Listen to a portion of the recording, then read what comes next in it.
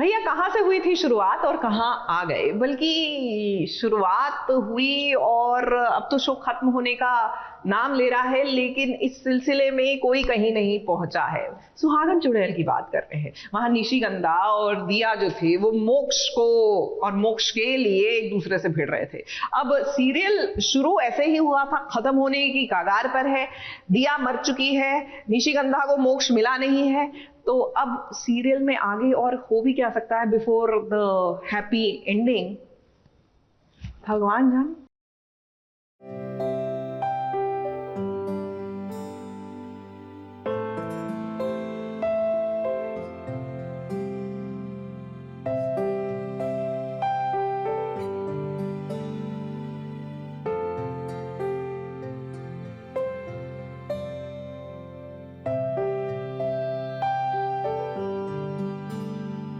अब आप सब तो ये जान ही गए हैं कि निशिगंधा को अब सच में प्यार हो गया है मोक्ष से। हे मोक्ष को बचाते बचाते दिया ने अपनी जान दे दी है, तो वहीं निशिगंधा अब एकदम से अच्छी बन गई है। माना कि वो चुड़ैल है, लेकिन उसके अंदर अब कोई भी गलत काम करने की इच्छा नहीं है।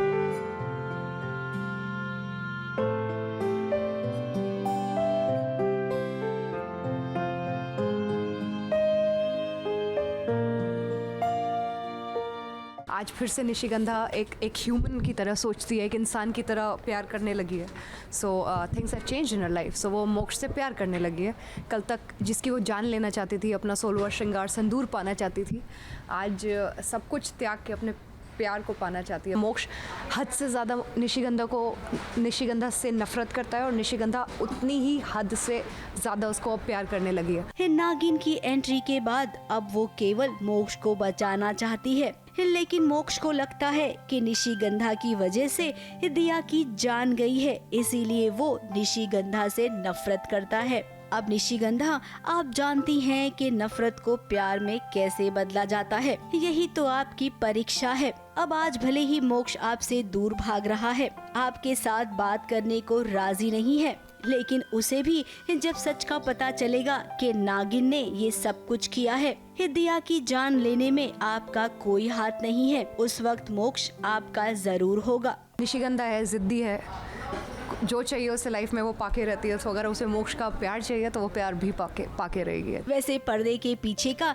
जरा ये नजारा देखते जाइए कि जब भी क्रोमा वाले सीन करने होते हैं, राउंड ट्रॉली लगता है, तो सितारे इस सीन को कैसे खत्म करते हैं। पर्दे पर तो आपको ये केवल 2 मिनट का सीन लगेगा, लेकिन इस सीन को करने में पूरा दिन भी लग जाता है। अब सुहागन चुड़ैल शो की बात करें तो ये शो अपने आप में एक अलग शो है, जिसका ट्रीटमेंट डेली सोप से काफी अलग है। ये तो अब तक आप जान ही गए होंगे। ABP news report.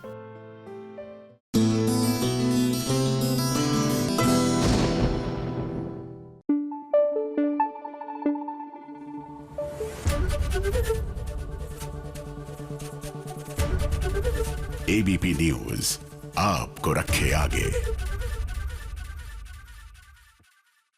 Serial Parineeti में नीति और उसकी प्लॉटिंग और प्लानिंग, आई टेल यू, बंदी इतना प्लानिंग करती है, मतलब अपना दिमाग अगर वो अच्छी जगह पर लगाए ना तो ये देश कहां से कहां बढ़ जाए। लेकिन नहीं, इनकी लाइफ का एक ही एजेंडा है कि बस परी से ये उगलवा लेंगी, मतलब पार्वती से, कि वही परी है। इस चक्कर में बोलिए बहन को ही किडनैप करवा लिया परी की, ऑल टू नो कि भैया तुम परी हो या नहीं हो। अच्छा, मजे की बात यह है कि इतना सब कुछ चल रहा है परी और नीति के साथ, और अपना राजीव आसपास ये, लेकिन इज टोटली अनअवेयर। मतलब गजब का पीस ऑफ माइंड होगा ना इनके पास।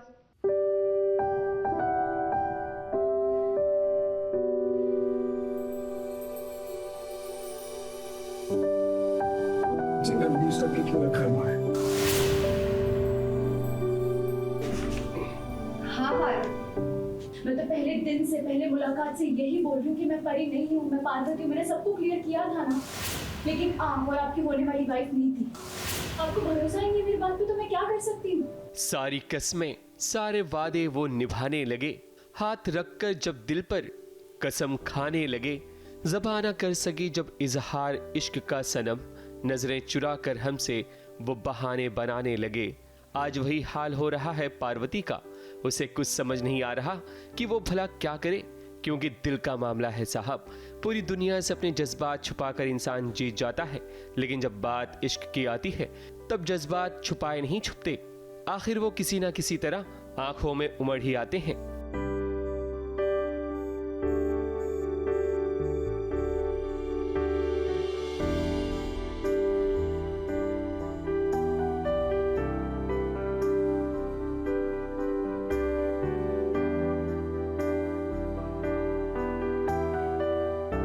राजीव आज किसी भी हाल में ये जानना चाहता है पार्वती से कि वो परी है। पहले तो वो कमजोर हो जाती है, लेकिन अपने आप को संभालते हुए पार्वती ये मानने से साफ इनकार कर देती है और वो पार्टी छोड़कर जाना चाहती है। ये देख नीति भी पार्वती पर तंज कसती है कि भला इतनी जल्दी पार्टी से क्यों जा रही है। बताओ क्यों जा रही हो इतनी जल्दी पार्टी छोड़कर? पार्वती तो बन चुकी है मैडम और मेरे साथ रहकर, लेकिन उसके अंदर जो संजू का प्यार है ना, वो बीच बीच में उसको रिमाइंड करता रहता है कि वो परी है। तो वो संजू की बातों में आके काफ़ी इमोशनल हो जाती है बेचारी, क्योंकि दिल का मामला है ना। इश्क और मुश्क छुपाए नहीं छुपते पार्वती, वो सबके सामने जाहिर हो ही जाते हैं। मैं प्यार करती थी उनसे, क्योंकि तब मुझे राजीव इस दुनिया के सबसे अच्छे इंसान लगते थे। उनसे बढ़कर मेरे लिए कोई नहीं था, लेकिन आज मेरी नजरों में उनसे बड़ा धोखेबाज कोई नहीं है। अब यही तो देखने वाली बात होगी कि आखिर पार्वती कब तक अपने जज्बात पर काबू रख पाती है। ABP news report.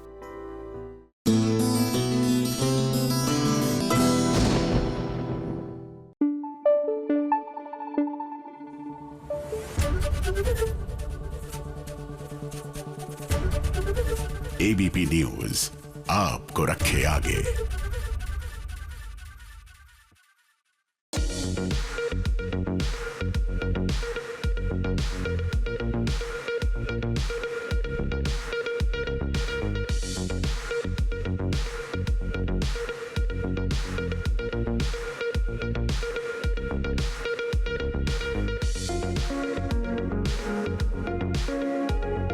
छोटे पर्दे की सबसे बड़ी बहू आई है अनुपमा आज अबीरा से मिलने के लिए। अब अनुपमा आई है तो जाहिर सी बात है कि कुछ स्पेशल हो रहा होगा। जी हाँ, यहाँ पर आज अनुपमा और ये रिश्ता दोनों सीरियल का महासंगम एपिसोड शूट किया जा रहा है। ये एपिसोड रक्षाबंधन स्पेशल एपिसोड है।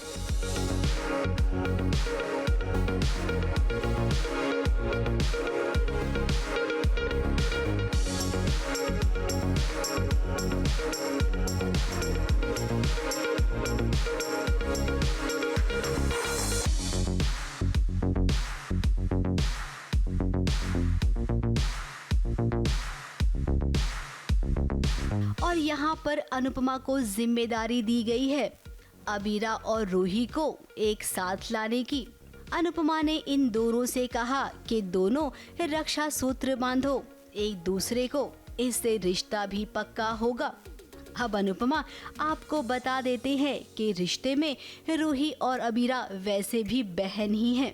अभी तो ये दोनों अपने रिश्ते से अनजान हैं, इसीलिए रूही अपनी बहन अबीरा के लिए अच्छा नहीं सोचती है। सब लोग रक्षाबंधन मना रहे हैं, क्योंकि रक्षाबंधन का मतलब ये नहीं है कि भाई और बहन के बीच में ही है, दो लोगों के बीच में भी हो सकता है जो एक दूसरे से प्यार करते हैं और एक दूसरे की रक्षा करना चाहते हैं। तो अनुपमा जी के कहने पर मैं और रूही एक दूसरे को राखी बांधते हैं और अपने एक झगड़े को सुलह कर देते हैं। अब जब त्योहार का दिन है तो नाच गाना भी होगा और सारी बहुएं एक दूसरे को रक्षा सूत्र भी बांधेंगी। अब बीच बीच में इस सीन को थोड़ा हल्का करने के लिए इस तरीके के एपिसोड को शूट करना चाहिए। इससे दर्शकों को भी थोड़ा ब्रेक मिलता है और हाँ, त्योहारों पर अच्छे कपड़े, अच्छे गहने और बहुत कुछ देखने भी मिलता है। बहुत अच्छा लग रहा है। अनुपमा की टीम और ये रिश्ता की टीम दोनों एक साथ आकर इतना बड़ा अच्छा ब्यूटीफुल एपिसोड आ रहा है। All the actors are together enjoying dancing together and बहुत अच्छा लग रहा है, बहुत मजा आ रहा है। मैंने तो डांस भी किया अनुपमा और अबीरा के साथ। तो अनुपमा, अबीरा, रूही डांस करते हैं और कुछ ऐसा एक अनएक्सपेक्टेड मोमेंट भी आप लोगों को देखने को मिलेगा जो कि मैं बिल्कुल नहीं बताऊंगी, but something that you wouldn't have expected वो भी होने वाला है, तो काफ़ी स्पेशल और काफ़ी अलग राखी होने वाली है इस बार। वैसे अनुपमा दादी से भी मिली है। अब दादी चाहती है कि अबीरा अपना नाम बदल ले। भला कोई अपना नाम क्यों बदले? अब दादी सा किसी के समझाने पर समझती तो नहीं है, इसीलिए अनुपमा ने उन्हें एग्जाम्पल दे के समझाया और दादी को तब समझ आ गई ये बात। फिलहाल अबीरा का नाम बदलने की सोचेगी नहीं, लेकिन ये भी तय है कि कुछ और जरूर सोचेगी। दादी की सोच यहीं पर खत्म नहीं होती है, ये बात तो तय है। ABP news report.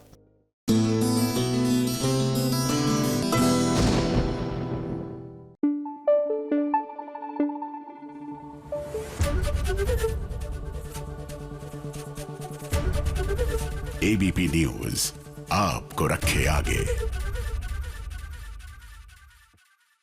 हो गई पक्का वाली हो गई, आई प्रॉमिस हो गई। स्टैम्प पेपर पे चाहो तो लिखवा लो, हो गई सीरियल नथ में कृष्णा और जीत की शादी।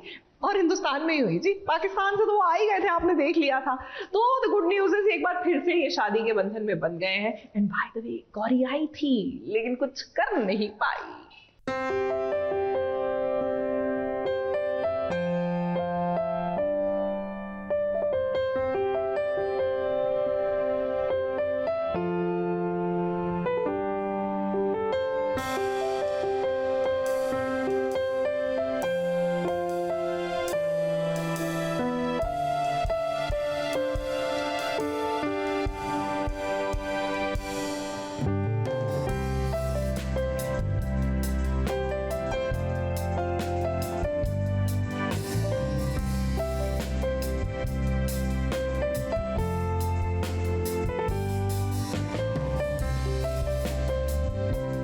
क्या ये सच है? बिना ट्विस्ट के, बिना किसी झमेले के, बिना किसी रोक टोक के आखिर कैसे ये शादी कंप्लीट हो सकती है? कहीं हम कोई सपना तो नहीं देख रहे हैं? छोटे पर्दे के सीरियल्स का ये इतिहास रहा है कि बिना ट्विस्ट कभी भी कोई शादी कंप्लीट नहीं होती है। तो ऐसे में जब हमने सुना कि कृष्णा और जीत की शादी बिना ट्विस्ट के संपन्न हो गई है, तो हमें यकीन नहीं आया।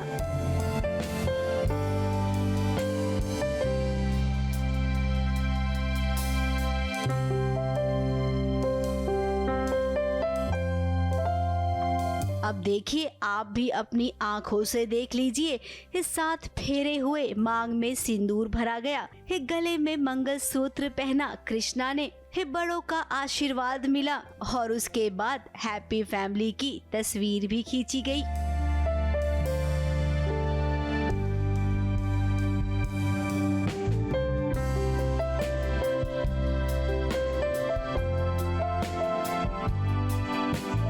इसका मतलब तो यही है कि शादी हो गई कृष्णा और जीत की। अब जब सब कुछ इतनी शांति से हो जाए तो ऐसा लगता है कि कहीं कोई बड़ा तूफान तो नहीं आने वाला है। अब तूफान आने के तो पूरे आसार हैं और इस बार तूफान कोई और नहीं बल्कि गौरी लेकर आएगी।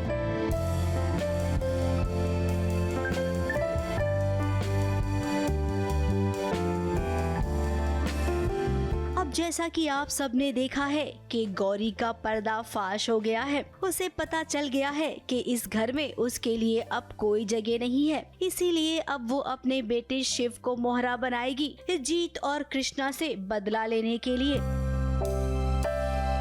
शिव ने भी उसका साथ छोड़ दिया है और शिव को भी रियलाइज़ हो गया कि वो एक अच्छी माँ नहीं है। अब गौरी जो है वो अब फुल नेगेटिव मोड में वापस आएगी बदला लेने के लिए।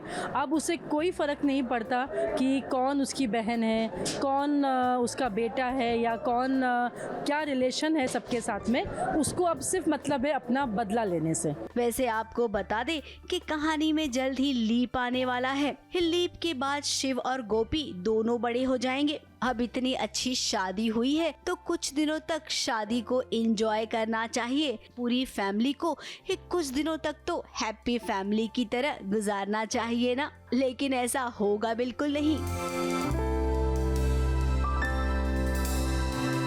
ABP news report.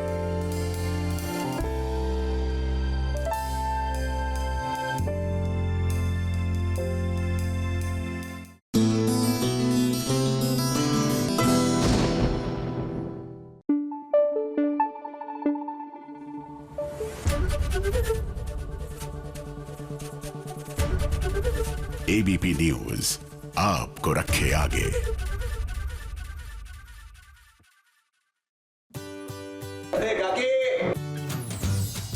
अरे काकी कैसी आहेस?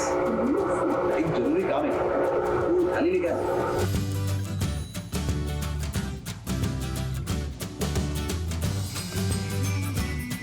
चुपचाप खड़े रहिए, हाल पकड़ कि मेरे को तुमसे एक जरूरी काम है। आकाश के बारे में क्या सोचते हैं, कैसा लगता है? तुम ये क्यों पूछ रहे हो? काय को अपन ऐसे जूही और आकाश का शादी विधि नहीं कर देते?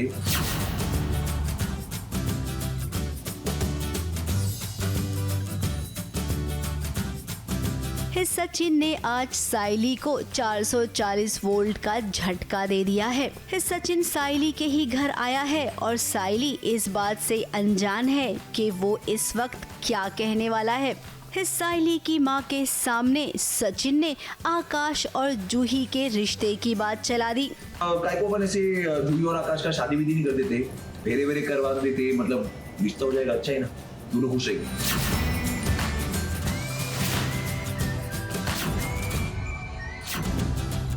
अब पहले तो साइली को कुछ समझ नहीं आया और उसके बाद जब समझ में आया तो उसने कोशिश की सचिन को समझाने की, लेकिन सचिन तो सचिन है, वो कभी किसी की सुनता कहाँ है और ना ही समझने की कोशिश करता है। जूही बहुत सुलझी हुई लड़की है, मेरे को मालूम है। आकाश बहुत सुलझा हुआ लड़का है, ये भी बात मेरे को मालूम है। मैं बोल रहा तेरे को ये दोनों की शादी करा डालते बहुत सही रहेगा। तुम यहाँ मेरे घर पर तुम्हारे भाई का रिश्ता मेरी बहन के साथ करने आने वाले, ये बात तुम्हें बतानी जरूरी नहीं समझी मुझे? तू इतना चटक काहे को रही? मैं आकाश और जूही की तो बात कर रही। एक बार बात सुनोगे? अरे सही चुप करना, डबल रिश्ता होने वाला इधर, मेरे को बात तो करने दे। वहीं अब बात यहाँ पर साइली की माँ की भी सच है। सचिन की माँ साइली की माँ को बिल्कुल भी अपने बराबरी का दर्जा नहीं देती है। बड़ी बेटी की शादी से वो खुश नहीं है, तो बताइए ऐसे घर में कोई भी माँ अपनी छोटी बेटी को कैसे दे सकती है। और सबसे बड़ी बात तो ये है कि आकाश, उससे कौन पूछेगा? आकाश तो किसी और से ही प्यार करता है। इस बात को शायद साइली भी जानती है। बिना सोचे बिना जाने ये रिश्ता तय करना सचिन अच्छी बात नहीं है। अब जैसे गरीब लोग जब अपनी बेटी का ब्याह अपने से थोड़े अच्छे खानदान में करते हैं तो समाज यही सोचता है कि पैसा देख के शादी। बहन ने तो हमें क्या कुछ नहीं कहा है, आप तो सब जानते हैं। मैंने कई बार मुझे ये भी कहा है कि मैं अपनी दूसरी बेटी उनके घर में घुसाने की कोशिश करूँ। कि काकू आज तक तुम्हारे और मेरे रिश्ते से खुश नहीं है और आप चाहते हैं कि मैं जूही को भी वही भेजूं। और इसके लिए मैं हाथ जोड़ के आपसे मांगती हूं। माना कि आप साइली के परिवार को बहुत पसंद करते हैं, लेकिन इसका ये मतलब नहीं है कि छोटे भाई की शादी भी यहीं पर करवा दो। अब यहाँ से जाइए और आकाश से पूछिए कि वो क्या चाहता है, क्योंकि उसने तो शादी का प्लान किसी और के साथ ही बना रखा है। ABP news report.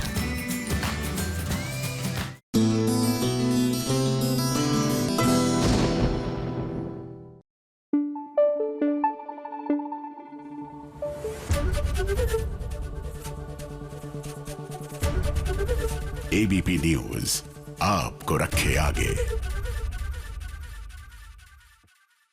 हम तुम टा टा टा टा आई मीन सॉरी, मैं गाना गाने की कोशिश भी नहीं करूंगी, बट यू नो वीकेंड है तो अंदर का संगीतकार जाग ही जाता है। But you remember that song ना, हम तुम एक कमरे में बंद हो। वेल, कमरे में बंद है सवी और रजत, और चाबी खोई या नहीं खोई ये तो हमें पता नहीं, लेकिन इसी बहाने दोनों के बीच में एक प्यारा सा रोमांटिक मोमेंट जरूर क्रिएट हो गया।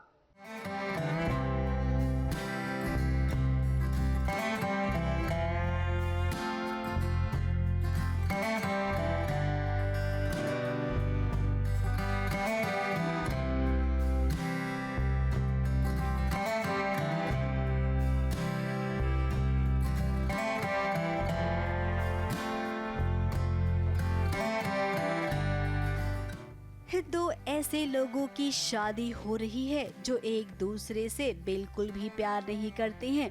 ये प्यार तो दूर की बात है, ये एक दूसरे के साथ खड़े भी नहीं होना चाहते हैं। लेकिन अब मासूम बच्ची के लिए ये दोनों ने फैसला ले ही लिया है एक दूसरे के साथ शादी के बंधन में बंधने का। तो अब कुछ भी हो, शादी करके ही मानेंगे रजत और सवी। अब संगीत के दिन भी ये दोनों के बीच बहस शुरू हो गई है। सवी के कपड़े पर जूस गिर गया है और जैसा कि आप देख रहे हैं उसने कोशिश तो की लेकिन पीछे की तरफ उसका हाथ नहीं बढ़ रहा है। अब रजत को देखा तो उसने मदद मांगी। अब रजत तो रजत है, इतनी आसानी से मदद नहीं करेगा। उसे लगता है कि शादी करने में तो बहुत नाना कर रही थी, लेकिन अब शादी का फंक्शन हो रहा है तो तैयार होने में, सजने संवरने में इस सवी ने कोई कसर नहीं छोड़ी है। मुझसे करेगी कि नहीं, मुझे कोई इंटरेस्ट नहीं है ऐसी शादी में, इस तमाशे में, सर्कस में। यहाँ पर ये मेहंदी लगा के रखना और सूट पहन के घूम रही हो, इतने कपड़े घूम रही हो अपने हिसाब से, तुम भी तो रोक सकती हो ना। अब चलो ये सब बातें तो होती रहेगी, पहले सवी ने जो काम बोला है वो तो करिए। अब रजत ने कोशिश तो की लेकिन काम और बिगड़ गया। इस सिचुएशन थोड़ी सी ऑकवर्ड हो गई और यहाँ पर रजत ने अपने स्टाफ को बुला लिया सवी की मदद करने के लिए। अब इस पर भी सवी नाराज हो गई।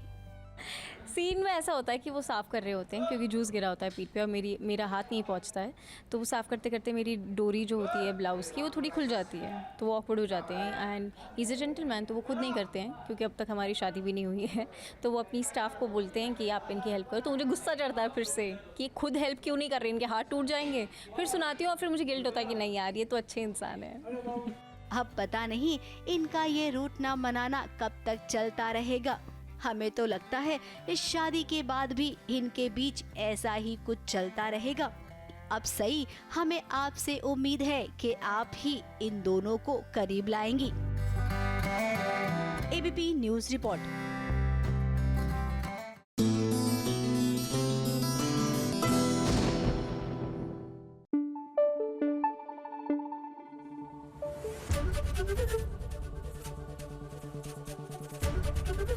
एबीपी न्यूज आपको रखे आगे।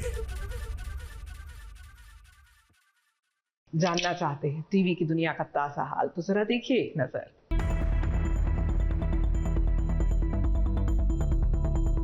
नकलची बंदर, तू दूर रह हमारे से, दूर रह मेरे हाथ छोड़ मेरे को।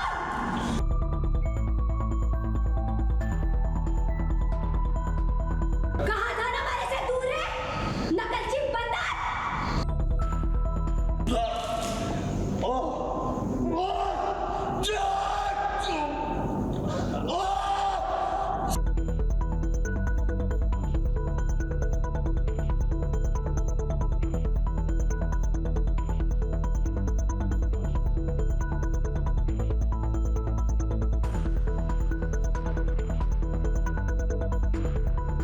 बुलबुल उम्र में भले ही कच्ची हो लेकिन उसके इरादे उतने ही बड़े हैं। पति का रूप लेकर एक बहरूपिया जब बुलबुल के सामने आया, उस बहरूपिये ने बुलबुल पर हाथ डालने की कोशिश की। अब बुलबुल तो जानती है कि ये एक बहरूपिया है, आज वो इस नकली वीर को छोड़ेगी नहीं, क्योंकि इस इंसान ने बुलबुल की इज्जत पर हाथ डालने की कोशिश जो की है। इस नकाब से हमारे थानेदार साहब का चेहरा लेना चाहता था, उनकी जगह लेना चाहता था। अरे तू हमारे थानेदार साहब के पैर के जुत्ती के धूल के बराबर भी नहीं। तुझ जैसे लोगों की हड्डियां ना हमारे थानेदार साहब अपनी हाथ बांध के तोड़ देते। बुलबुल का गुस्सा अब निकला है बाहर, क्योंकि वो जो टच था वो उसे अच्छा नहीं लगा। फिर और भी जो भी बाकी चीज़ें उसके साथ हुई, वो गुस्सा जो बोलते हैं ना एक बर्स्ट आउट निकलता है, वो इसी टाइम पीरियड पे निकल गया है पूरा। जैसे वो उसके पास आते हैं, फिर वो कहती है तुमने लड़की का सौम्य रूप देखा है, रौद्र रूप नहीं। एंड आई थिंक हर लड़की के अंदर ये पावर होती है कि वो एक बहुत सॉफ्ट गर्ल भी होती है, बट ज़रूरत पड़ने पर वो काली माता भी बन सकती है ऐसे। अब जब एक औरत चंडी का रूप लेती है तो उसके सामने कोई टिक नहीं सकता है। देखिए बुलबुल का रौद्र रूप, इस रूप को आपने कभी नहीं देखा होगा।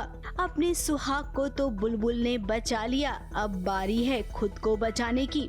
नकली वीर ने सोचा होगा कि ये लड़की तो एकदम से नाजुक है, इसे तो मैं बस चुटकी बजाकर रास्ते से हटा दूंगा।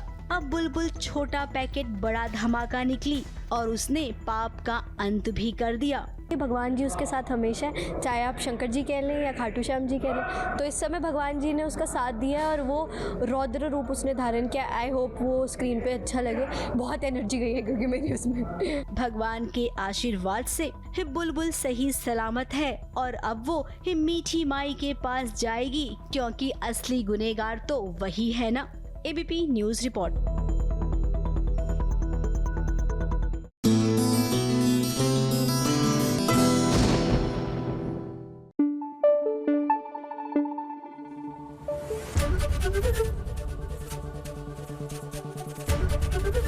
एबीपी न्यूज आपको रखे आगे। जादू जादू याद है ना आपको, वो कोई मिल गया का जादू, जो भी कहिए, था बड़ा क्यूट एंड क्या सुपर डुपर हिट थी फिल्म। मुझे लगता है इसीलिए हमारी मिस्री को भी ना जादू बनने का शौक हो गया। देखिए ना, लग रही है वो कुछ कुछ जादू जैसी। और मजे की बात तो ये है कि वो टग ऑफ वॉर में फंसी हुई है राघव और वाणी के बीच में। ये कौन सा तरीका है कोई के साथ पेश आने को? दोनों के साथ ऐसी पेश आया जाता है दादी। इसने चोरी की है, इसने मेरा फोन चुराया है। ये देखिए, ये इसके कमरे से मिला। तुम्हारा फोन मैंने चुराया। तुम्हारा फोन मैंने चुराया। कि क्या बात है भाई, कहानी में इतने जल्दी ये वाला ट्रैक कैसे आ गया। अभी अभी तो मिश्री और राघव एक दूसरे से मिले हैं एक ही शहर में, और अब चूंकि वो एक ही घर में एक साथ रहते हैं तो ऐसे में वाणी को शक तो होना ही था। अब वाणी को शक हो गया है कि जरूर राघव के फोन में कुछ ऐसा है जिसे दिखाने से वो डरता है। अब हम सब भी तो जानते हैं कि राघव के फोन में वो सारी तस्वीरें हैं जब उसकी शादी मिश्री के साथ हुई थी। दादी, दादाजी, यहाँ ये सब क्या है ये कौन सा तरीका है कोई के साथ पेश आने को? दोनों के साथ ऐसी पेश आया जाता है दादी। इसने चोरी की है, इसने मेरा फोन चुराया है। ये देखिए, ये इसके कमरे से मिला। आज राघव ने अपने ही पैर पर कुल्हाड़ी मार ली है।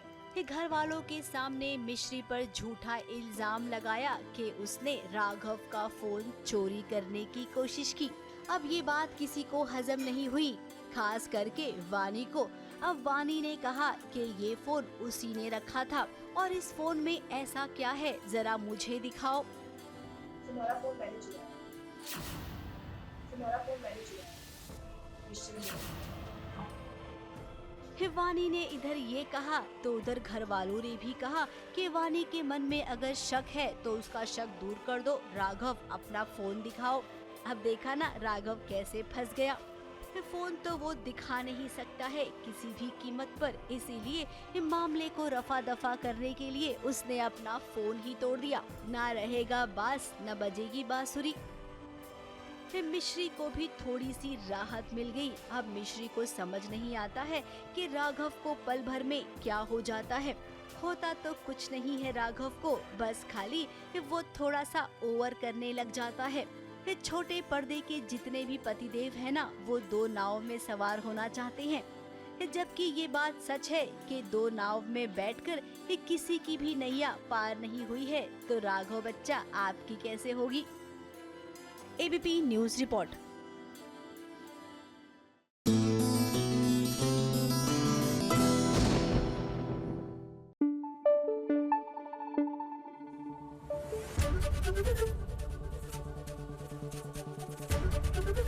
एबीपी न्यूज आपको रखे आगे।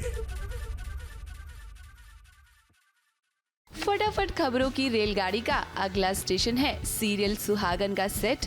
अब वेदांत की असली माँ प्रभा को स्वरा घर में तो ले आई है, लेकिन कोमल चाहती है कि जल्द से जल्द प्रभा घर से बाहर चली जाए और इसीलिए वो उसे धक्के मार के घर से बाहर निकालने की कोशिश करती है। निकलिए यहाँ से। अगर थोड़ी सी भी शर्म बची है ना आप में, तो तो खुद यहाँ से चली जाइए। कोयल प्रभा जी को बाहर निकालने की कोशिश कर रही हैं, मगर स्वरा कैसे भी करके चाहती हैं कि प्रभा जी बाहर ना जाए, और स्वरा बीइंग स्वरा वैसा ही होगा। अम्बे माँ से मेरा डायरेक्ट कनेक्शन है, तो मैंने अम्बे माँ से प्रार्थना की और उन्होंने तुरंत चमत्कार। मेरे को भूख लगी है। अब हम ये तो जानते हैं कि स्वरा इतनी आसानी से ये होने नहीं देगी, क्योंकि वो वेदांत की माँ प्रभा को उनका हक दिलाकर ही रहेगी। फटाफट खबरों की रेलगाड़ी में आज बस इतना ही। कल फिर हाजिर होंगे नई फटाफट खबरों के साथ। ABP news report. फटाफट खबरों की रेलगाड़ी का अगला स्टेशन है सीरियल ओढ़ने की आशा का सेट, जहां सेट पर हुआ बहुत बड़ा सेलिब्रेशन। अब टीआरपी की रेस में सीरियल ओढ़ने की आशा 2.3 टीआरपी के साथ नंबर 2 की पोजीशन पर पहुंच गया है, और ऐसे में सचिन और साइली के साथ शो के डायरेक्टर राहुल कुमार तिवारी ने सेट पर पूरी कास्ट और क्रू के साथ जश्न मनाया। इसी के साथ शो को मिल रही पॉपुलैरिटी को लेकर सचिन, साइली और राहुल कुमार तिवारी ने क्या कहा, आप खुद सुनिए। बहुत खुशी हो रही है। ऐसे ही लगता है जो जिस जर्नी पे निकले थे हम आईपीएल के पहले और आईपीएल के बीच में, फाइनली हम 1.4 1.5 से निकल करके 2.3 तक पहुंचे हैं। टॉप 3 शो बन रहे हैं, इसके आगे नंबर 1 पे जाना है, तो बहुत खुशी हो रही है। मैं बहुत खुश हूँ ये जो भी रैंकिंग हो रही है, but I am just happy to be a part of Udne Ki Asha honestly, and overwhelmed हूँ, बस ज़्यादा कुछ बोलने का वो नहीं हो रहा है। I am just too happy. So it's a very good feeling यार। I think week by week as a team हम ये होप करते हैं और ये सोचते हैं कि बस यार अगले हफ्ते कुछ नहीं चाहिए, हमें कोई लालच नहीं है, एक पॉइंट ऊपर जाता रहे। मतलब ये जो रिवॉर्ड मिला है आपके प्यार का, आप सबके प्यार का, खुशी है बस, एंड होप है कि ये बरकरार रहे और ग्रो करे। फटाफट खबरों की रेलगाड़ी का सबसे पहला स्टेशन है सीरियल अनुपमा का सेट, जहां अनुपमा ने करवा दिया है इंदिरा के बेटे को अरेस्ट, और ऐसे में वो इंदिरा को इंसाफ दिलाने में कामयाब हो गई है, और इन सब में अनुज भी दे रहा है अनुपमा का साथ। हमें माफ कर दीजिए, प्लीज प्लीज प्लीज प्लीज हमें माफ कर दीजिए। हम दोबारा कभी ऐसा नहीं करेंगे, हमें माफ कर दीजिए। हम हमारी मम्मी को वापस ले आएंगे और उसकी खूब सेवा करेंगे, कसम। मैं अपने बच्चे के सर की कसम खा के कहता हूँ, अभी उसको कोई तकलीफ नहीं होगी, प्लीज प्लीज प्लीज। वैसे हम आपको बता दें कि अब वनराज के साथ भी कुछ ऐसा ही होने वाला है जो इंदिरा के साथ हुआ है, क्योंकि तोशु बहुत जल्द ही अब वनराज को धोखा देता हुआ नजर आने वाला है। अब मैं आपको मिलने जरूर आऊंगी, अगर किसी को प्रॉब्लम होती है तो हो। हम पक्का पापा के सगे बच्चे ही है ना, कि वो हमें कूड़ेदान से उठाकर लेकर आए। फटाफट खबरों की रेलगाड़ी का अगला स्टेशन है सीरियल ये रिश्ता क्या कहलाता है का सेट। अब अभीरा और अरमान जहां अपनी शादी के लिए एक्साइटेड हैं, तो वहीं रूही उनके पीठ पीछे दादी सा को अभीरा के खिलाफ भड़काने की कोशिश कर रही है। इसी के साथ वो एक पुरानी रस्म को मानते हुए दादी सा से अभीरा का नाम बदलने के लिए भी कहती है। अब अभीरा तो कोशिश कर रही है कि वो दादी सा के दिल में अपनी जगह बनाए, लेकिन रूही के रहते हुए ये इतना आसान नहीं होने वाला है। मैंने बस अभीरा का नाम लिया और आपकी आंखों की चमक गायब हो गई, क्योंकि हर नाम के साथ कोई ना कोई यादें जुड़ी होती हैं, और अभीरा के नाम के साथ आपकी इस घर की सिर्फ और सिर्फ बुरी यादें जुड़ी हैं। उन यादों को ना आप मिटा सकती हैं और ना अभीरा। फटाफट खबरों की रेलगाड़ी का अगला स्टेशन है सीरियल झनक का सेट। अब इन दिनों झनक और आदित्य कपूर की नजदीकियां बढ़ती जा रही हैं, और ये देखकर अनिरुद्ध को बिल्कुल भी अच्छा नहीं लग रहा। आदित्य कपूर झनक को शॉपिंग कराने के लिए लेकर आते हैं, क्योंकि वो चाहते हैं कि पार्टी में झनक सबसे अच्छी दिखे। अब जिस जगह झनक और आदित्य कपूर आए हुए होते हैं, उसी जगह अर्शी और अनिरुद्ध भी आते हैं, और ऐसे में झनक को आदित्य कपूर के साथ देखकर अनिरुद्ध को जलन होती है। आदित्य कपूर और झनक कितने क्लोज आ रहे हैं, इस बात से तुम्हें प्रॉब्लम हो रही है ना? अर्शी, मैं एक बात क्लियर कर देता हूँ, जहाँ तक झनक की बात है तो मैं उसके बारे में सोचना भी नहीं चाहता। पहले तो तुम सोचते थे। हाँ, लेकिन अब मैं सोचना नहीं चाहता, क्योंकि उसने फाइनली फैसला ले लिया है कि उसे लाइफ में क्या करना है।